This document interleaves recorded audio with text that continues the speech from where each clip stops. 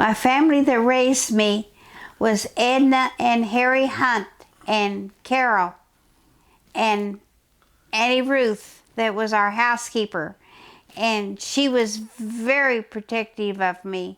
My first memories of Tontitown were when we were taking Carol back and forth on the train from Silent Springs, and we'd drive through Tontitown, and I remember seeing the water tower and the big tall buildings. Carol was my sister, and she was come from either St. Edward's in Kansas City, because she went to nursing school. And I think at that time she went to St. Joe in Kansas City.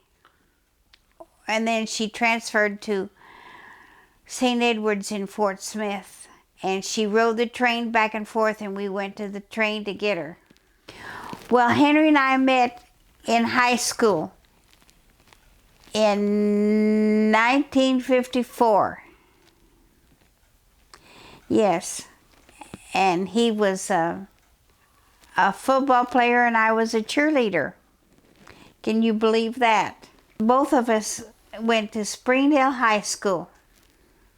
And I also, previously, I went to Zion School. And it was a little school out in the country that I walked to and from my little schoolhouse, from my home there on Zion Road. Well, I remember the smells. I remember the smells. And they were of the pasta making and the good food cooking. And I just remember the tall buildings and seeing the water tower there in the distance. And the water tower isn't there anymore. I first moved to Tontitown in 1958, when Henry and I got married and we moved into our house, our present house. Well, I shopped at the Mercantile a lot, and there were other stores here. There were Claude Mersani's store, which was a good place to trade in the old-fashioned trading way, because Mother would have milk or butter and she would go up there. Well, I have a dozen eggs and I'll trade you butter and sugar for eggs. And that's the way she traded. And I mean Henry's mother, not my mother. My mother was gone by then. I remember the Baudino's store. And in one side of it was a gathering place for the youth. And upstairs was a residence of Max Taldo. And I remember that. Well, I remember Laureen Taldo. She was a very gracious lady, and she taught me a lot, believe it or not. She taught me about raising my family, which was large. We had a large family. Nowadays, we have Charles, Larry, and Leanne, Andrew, and Matt. And we have a lot of family. Andrew and Matt are the youngest ones, and Charles and Larry are the oldest ones. Charles lives down on our property, 966 Piazza Road. And Andrew lives in West Fork. He is a nurse right now. He hasn't always been a nurse, but went to school and became a nurse. Andrew did. Matt works for M&M Tile, and Leanne comes out here every day to feed her horses. She will one of these days live across the road, I hope. Mrs. Variola, she came to my house and helped me make cheese, and it was good. It was good cheese. I wasn't raised a Catholic, so I became a Catholic in 1964. In 1964, I became a Catholic. I wasn't really sure if I wanted to be a Catholic or not because I wasn't raised a Catholic. But I thought it was to be expected of me because my sister-in-laws had become a Catholic, and I thought I should too. And my daughter was born on my confirmation day. I tell you, it was tough. It was tough because they didn't accept you. They didn't accept you. You weren't asked to the dances or a great festival, and it was first great festival I ever did was, I think I served coffee, tea, and water. Even though I'd go help make spaghetti in the basement and of the old school, they still, no, they didn't recognize you. And it wasn't until I got the museum going and I talked to the older ladies that I felt like I belonged. And that's the truth. Mrs. Stoffy was very good. Mrs. Norina Stoffy, she's long past, but she was a good person to go to about different things about the museum and the history of Tontitown. Yes, she was, Mrs. Norina Stoffy. I got the idea of a museum because in Kansas there were lots of museums. Little towns had museums. And that's how I got the idea. I said, Henry, why don't we go? Henry is my husband that helped me with the museum. I said, why don't we have a museum here in Tontitown? And he said, because the history was getting lost and the artifacts were getting lost, or they were not ready available. And so we got to asking around. Well, I had help getting the pictures because Claudine Franco, she knew these people, old-timers, and she went to them and got some of the photographs. And one thing that I noticed when I got the museum, that when the people would come in, they would see their families that they had never seen before, and that was really touching. A lady by the name of Florence Panteon. She had never seen her grandparents before, and there was that picture on the wall there of her grandparents, and she was so amazed.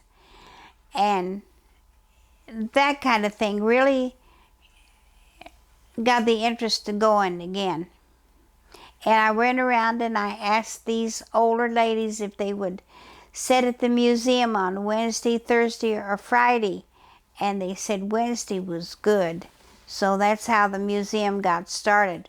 We were open on Wednesday during the week and on Saturday and Sunday. And I took Saturday and Sunday. Well, that site was at the Bastinelli house. They were going to tear it down or move it away. And Henry went to the city, my husband Henry went to the city council and said, we need to do something with that building. And in 18 months, they had enough interest to get the museum going. And we put new floors in there and made the religious room, and the museum was dedicated in 1996. The Memories I Can't Let Go Of, that was the book that was started after, and it was a good book. Susan Young was very supportive of Tontitown Museum, and she liked it.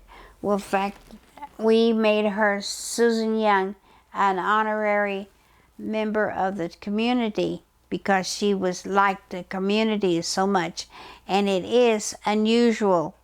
Our community is very unusual. Some of the main things I remember was for the museum.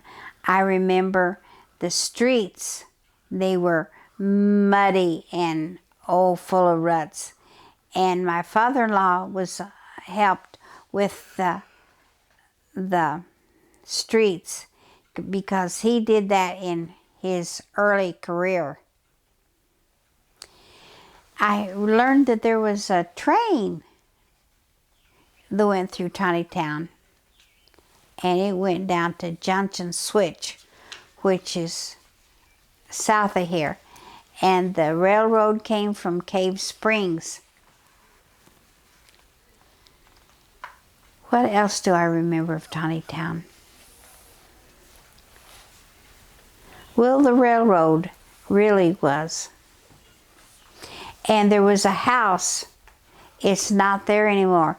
A Barriola house. It was a big 2-story house. And people would come and look at that house. And they would come back to the museum and ask about it. Barriola house. Well, of course, the restaurant that we really liked was Mary Maestry's, and it is gone. I don't know what happened to the restaurant. I really don't. But my daughter and son worked there as a young child, and I remember that. And then the Venetian Inn was more of a family-oriented. And there was another restaurant that was called Alma's Cafe, and you could go in there and get a hamburger and French fries at a reasonable price.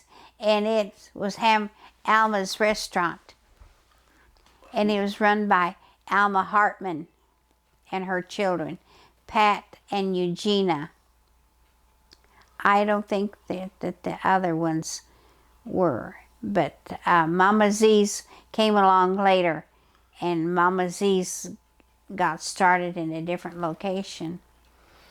The Great Festival was a big deal. It was a moneymaker for our church and our community, because if you do something for the church, it'll help the community.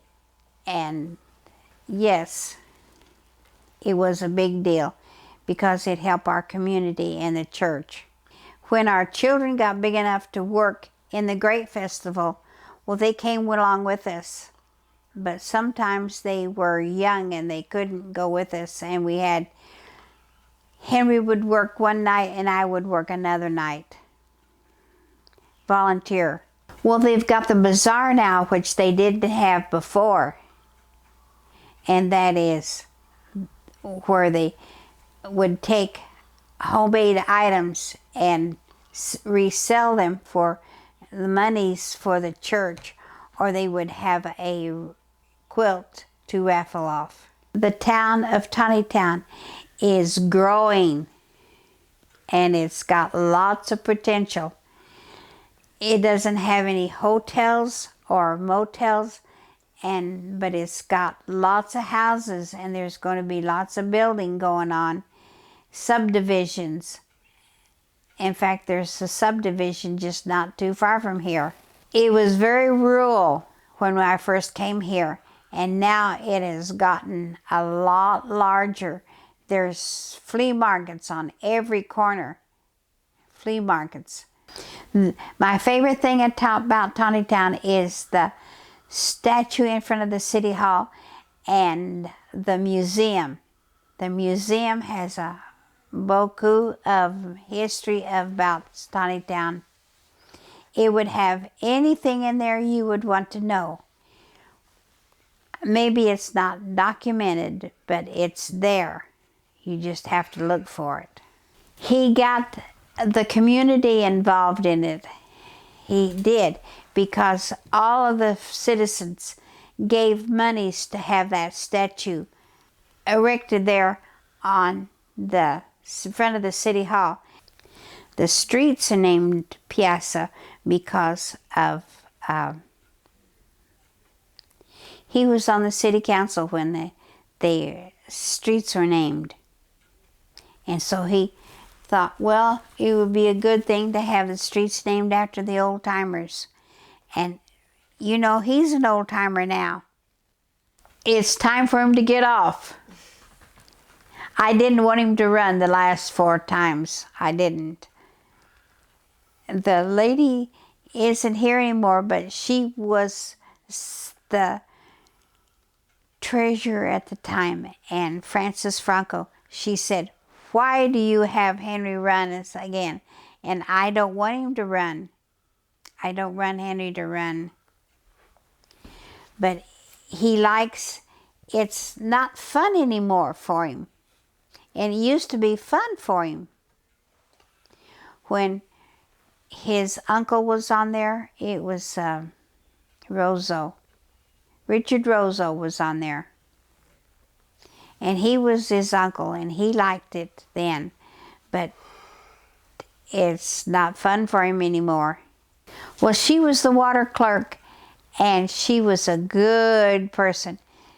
She lived over there by the cemetery, and she was a good person. She helped with the museum, and Francis Franco helped the city, and she was, excuse me, she was the mayor. Okay? She told Freddie what was happening. Freddie was the mayor at the time, but Francis Franco told Freddie what was happening in the city, and you need to do this and that. And she really ran the city. Francis Franco did. She was a good person. Her husband was a good woodworker, and he made a case there in the museum that housed the banners